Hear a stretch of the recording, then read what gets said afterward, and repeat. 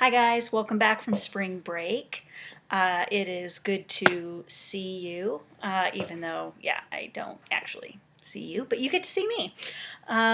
Sorry. Well, I just wanted to welcome you guys back, give you a few pieces of information, and then I'll get started in today's lesson. First bit of reminder is don't forget that you need to be reading a piece of nonfiction. You all signed up to read something the week before spring break. If you need to change your book, that's fine, but please check the list before you make a commitment, like you buy a book or something like that, okay? Just to make sure that it is not on somebody else's list. You are going to kind of be left to your own devices to get this done. Next week, I'll go into some more detail about what we're going to be doing with it. And then if we are not back in May, we will talk more in depth about it online then. But ideally, I would be able to actually talk to you guys and have a conversation. But you will be writing a paper, just, forward thinking. But don't start anything yet, okay? Even if you finished your book, because you'll probably have to go back and that might take more time. And I don't want you to have to waste your time. Now for our next announcement, we have a special guest, Mr. Gabriel Paradise. Hello, children. I am, of course, Gabriel Paradise, reporting on behalf for Miss Allison Paradise from the comfort of my home, because I can't go outside, because the world is ending. I am here to remind you that you need to check your emails daily, and that it's a good thing to do, and I don't know why, but you should. Thank you. Some more announcements. I wanted to talk to you guys about the schedule. This week is a little different because Monday was still technically spring break. Tuesday is still not a day for you. It's a day for teachers to get ready. And so today, Wednesday, even though today is actually a week ago for you, you just are going back in time, or I'm going forward in time. Not exactly sure which. But anyway, Wednesday is class, Thursday is class, Friday is not class. Okay? So today and Thursday, you have a lesson. The lesson is probably going to take, you'll have to listen to me, maybe between 10, 15 minutes, I'm guessing.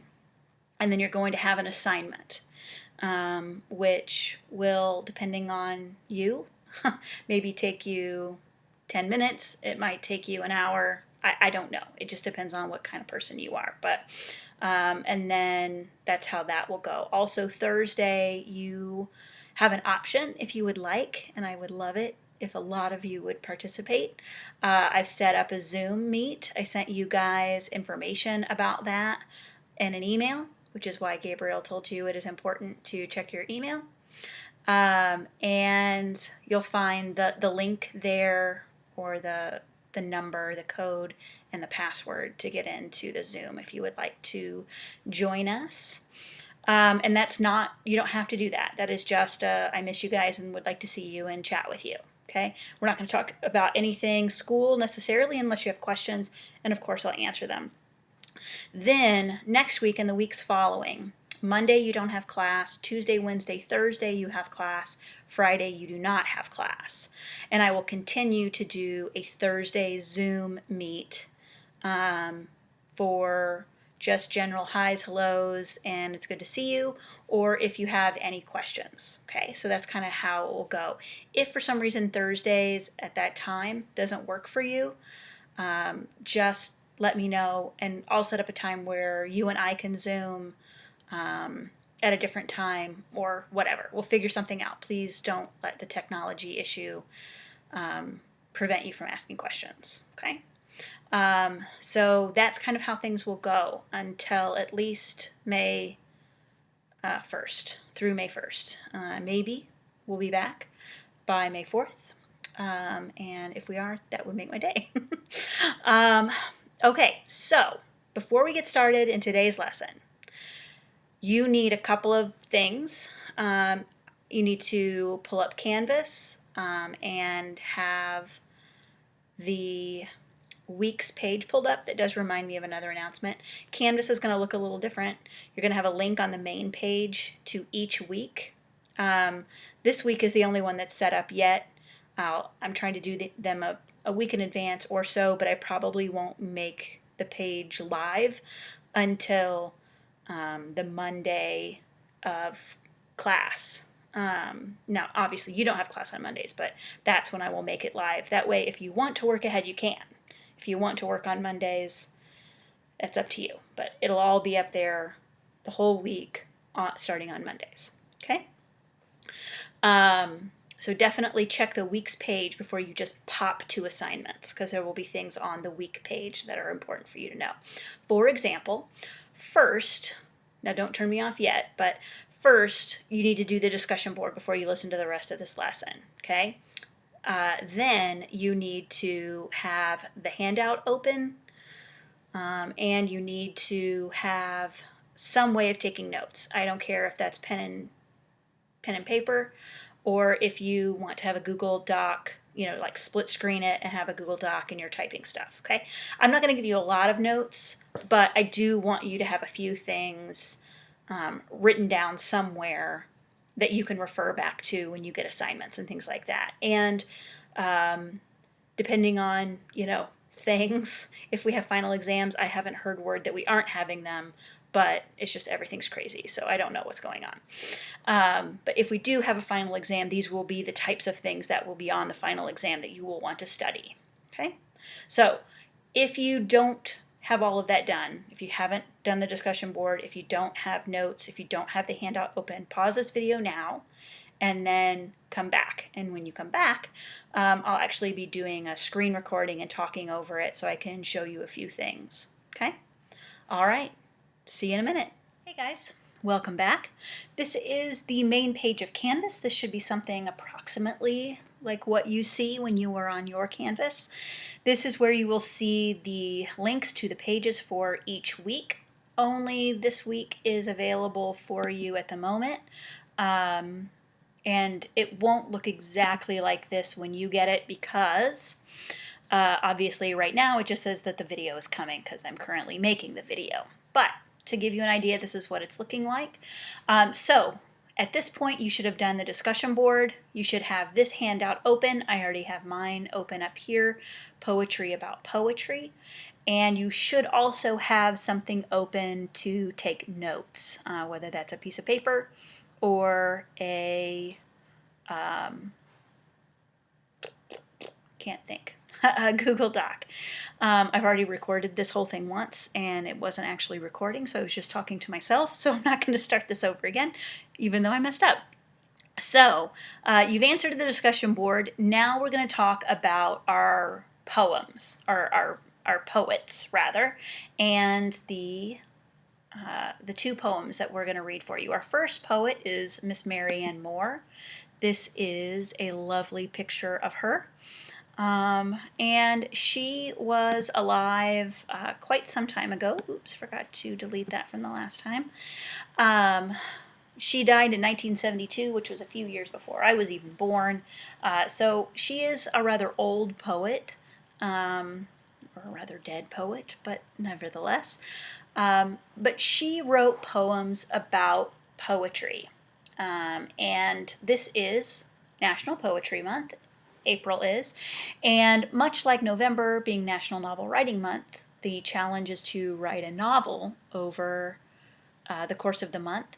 National Poetry Month challenges people to write a poem a day for the month of April. Now, don't panic. I'm not going to be making you write 30 poems for this, not even close to it, but you are going to be writing some poetry. But I thought we'd start by looking at some famous poets who wrote poems about their feelings towards poetry.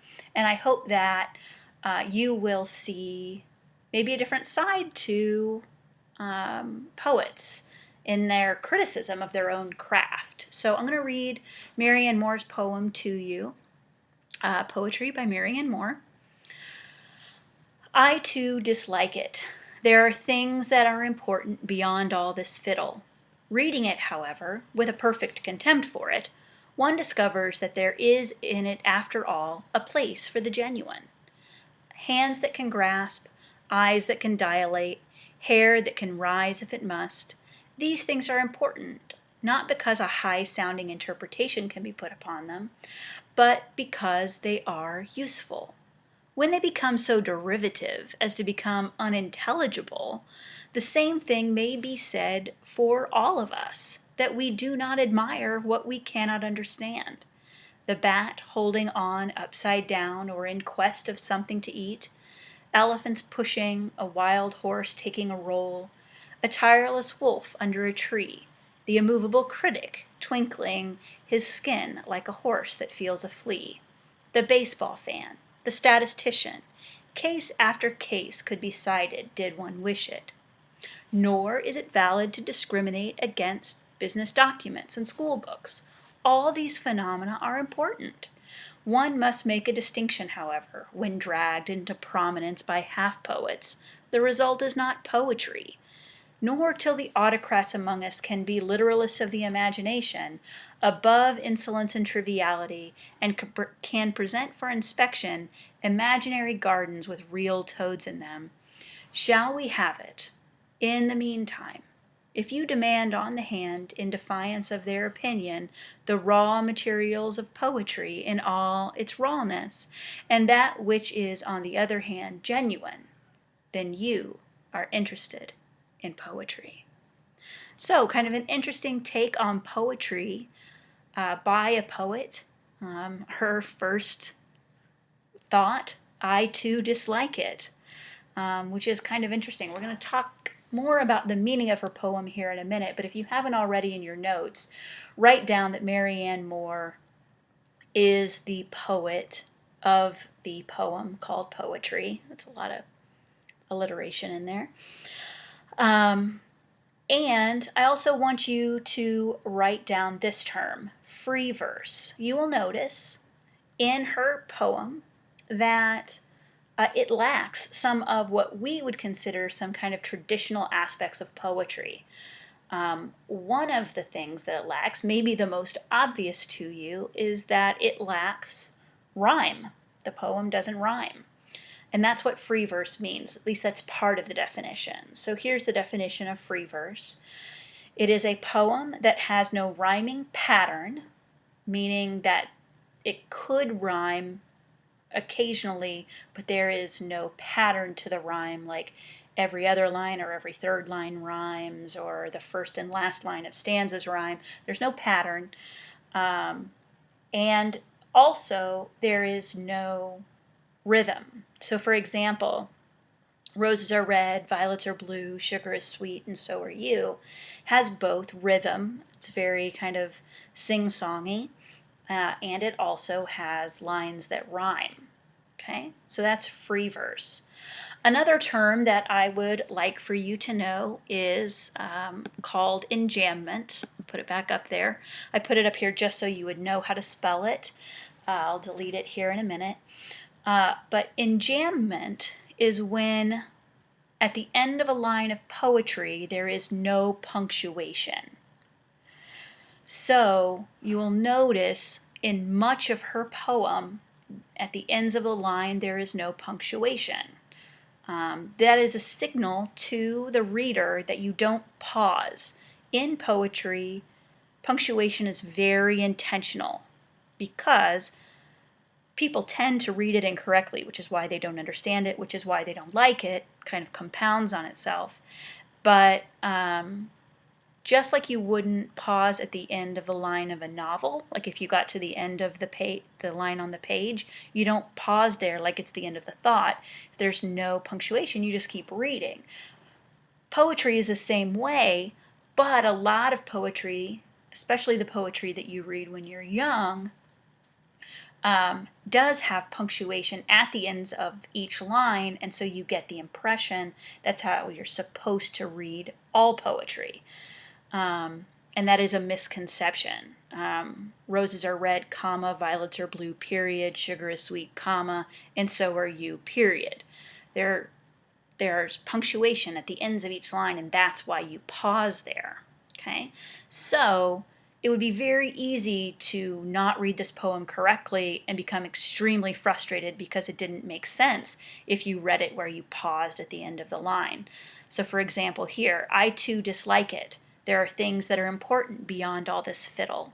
You need that whole thing, important beyond all this fiddle, to be a continuous thought. What makes Marianne Moore's use of enjambment so much more interesting is that she also does it in between stanzas, which is very uncommon. So whereas normally you would pause at the end of a stanza, assuming that it was a complete thought, she keeps going. So, like here, these things are important not because a high sounding interpretation can be put upon them, but because they are useful. We have 3 lines there, almost 4, that is one complete thought, but she chooses to break them up for reasons that probably are only known to her. I'm not going to pretend to find some hidden deep meaning behind why she does this. But anyway, so that is enjambment and how she uses it. One of the things that I like about her poem, despite that it lacks these things that we consider very standard in poetry, rhyme, rhythm, the sing-songiness of the punctuation at the end of the line, is how honest she is, how raw she is about her feelings and her frustrations. But at the same time, without relying on those old faithful rhyme and rhythm, the poem does in many ways sound poetic. She uses a lot of description: hands that can grasp, eyes that can dilate, hair that can rise if it must. Despite the lack of a continual rhythm, that does create a little bit of a temporary rhythm within the poem. That is interesting. She has a lot of references to the things that we cannot understand, which she said is why some people don't like poetry. We do not admire what we cannot understand. And then she gives us multiple examples of that, mainly in nature, but then she does switch gears. So she talks about the bat and why it rests the way it does, elephants pushing, wild horses taking a roll, a wolf, etc. But then she goes to more concrete examples that some people don't understand. The baseball fan, I don't understand sports ball fans. The statistician, people who like math. We don't appreciate the things that we can't understand. Maybe I would appreciate baseball more if I understood the rules better. Maybe people would understand people who like math more if they understood math. And I also like that she isn't one of those poets that's like, oh, poetry is everything, and if it's not poetry, why even live? She's not that way. She points out here, nor is it valid to discriminate against business documents in school books. All those phenomena are important. A lot of people don't like poetry. They're more literal people. And they appreciate more upfront, kind of in your face things rather than the abstractness of poetry. And she addresses that. And she also kind of rags on what she calls half poets, or people that make things so ununderstandable that nobody can get them, nobody understands them, and so it's not even real poetry. It's just floofiness pretending to be poetry. It's one of the reasons why I like Marianne Moore so much, is because she's raw and honest and doesn't try to be overly artsy when she can just say in regular words what she means. Okay? So for your notes, again, please have that Marianne Moore wrote the poem Poetry, have the definitions for free verse and enjambment. And now we're going to move on to Mr. Archibald MacLeish. He looks much like you would think a man named Archibald would look, especially with his many leather-bound books that smell of rich mahogany, I'm sure, behind him on his bookshelf. He was also an American poet, and I think he was born in Illinois. I can't remember for sure, but I'm pretty sure he was born in Illinois. And he also wrote a poem. It's on the second page of your handout, Ars Poetica by Archibald MacLeish. He was alive around a similar time as Marianne Moore. He lived about 10 years longer, or later rather, than she did. And his poem, you will notice, is a lot different, but it does have some similarities. So as I'm reading it for you, try to pick out some of those differences, try to pick out some of those similarities, and then I'll talk about them here in a minute. Ars Poetica by Archibald MacLeish. A poem should be palpable and mute as a globed fruit, dumb as old medallions to the thumb, silent as the sleeve-worn stone of casement ledges where the moss has grown. A poem should be wordless as a flight of birds. A poem should be motionless in time as the moon climbs, leaving as the moon releases twig by twig the night-entangled trees, leaving as the moon behind the winter leaves, memory by memory, the mind. A poem should be motionless in time as the moon climbs. So MacLeish's poem is definitely a bit more abstract than Marianne Moore's. This is more of the abstract version, and it isn't saying what he doesn't like about poetry. It's talking about what he thinks poetry should be. Now, hopefully you picked out some of this, but some similarities. MacLeish does also use enjambment. A poem should be palpable and mute as a globed fruit. It's all one thought. Same here, we've got enjambment. Same here, we've got enjambment. Same here, we've got enjambment. There's lots of enjambment, okay? But he uses enjambment, but also rhyme. So this is not free verse. Mute, fruit, dumb thumb, stone grown, so on and so on. The poem definitely does have rhyme in it, intentional rhyme. And he has a lot of other poetic elements that I think you're probably familiar with. He has quite a bit of alliteration. I'll point out a couple of them to you. Poet should be palpable, silent as a sleeve-worn stone, and so on and so forth. Lots of simile comparing what a poem should be like. It should be dumb as or like a medallion to the thumb, palpable and mute as a globed fruit. Lots and lots of similes. Also, quite a bit of imagery. He gives us a lot of imagery to compare what poems should be. And he talks about nature quite a bit.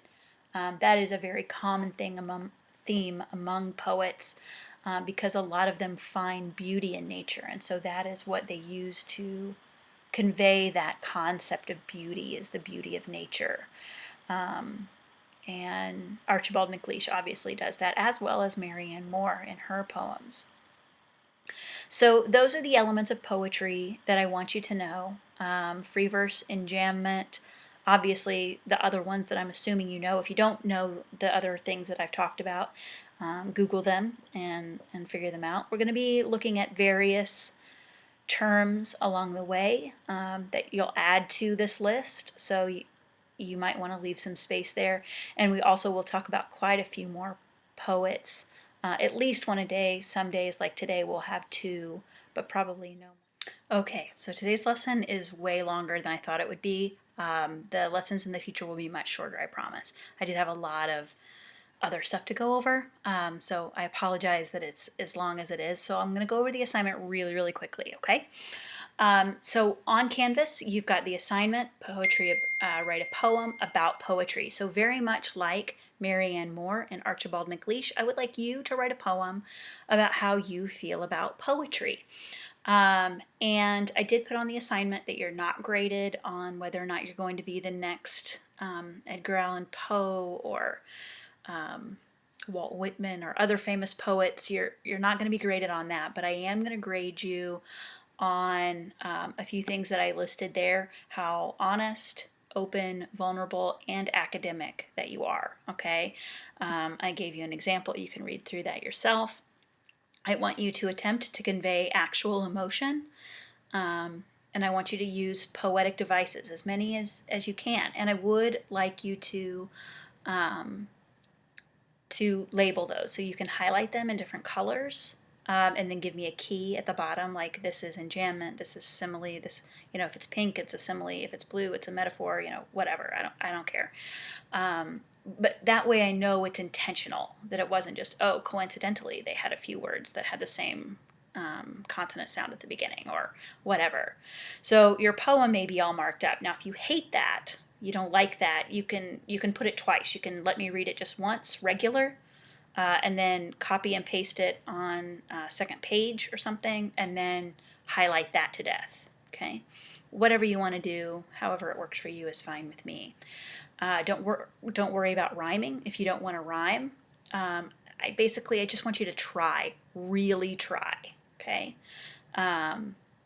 And I'm going to be writing the poems with you. I'm doing, today is April 1st for me. I'm going to be writing the poems along with you, because I'm going to be doing the National Poetry Writing Month. And you don't have to read mine. I am not a great poet by any stretch of the imagination.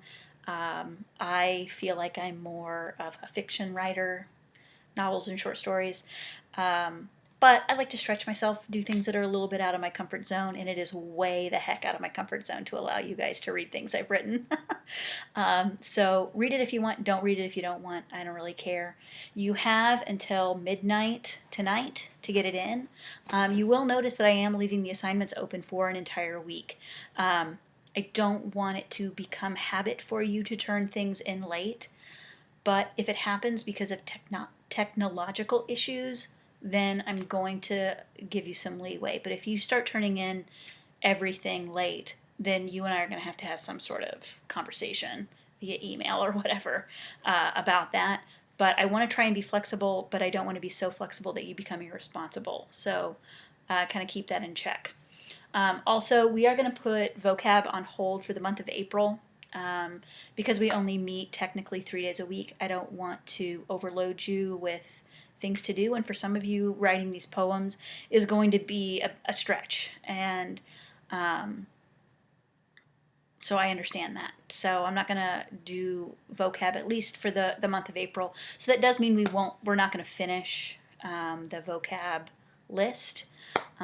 So when we do start doing vocab, pay attention to the assignments, because I'm probably going to eliminate some and pick ones that I think are more important. I think they're all important. I think you should know them all.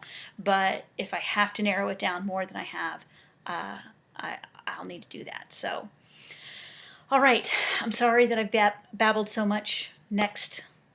Tomorrow I'll have a better handle on things, and I'll keep it shorter.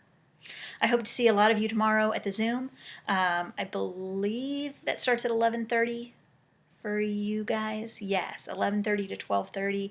Pop in anytime for like 30 seconds or stay the full hour. I don't care. But I would love to see all of you. All right, have a great day, guys. Email me if you have any questions. Bye.